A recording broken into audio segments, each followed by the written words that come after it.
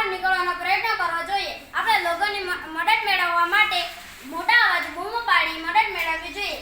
આપણે mobile phone દ્વારા 112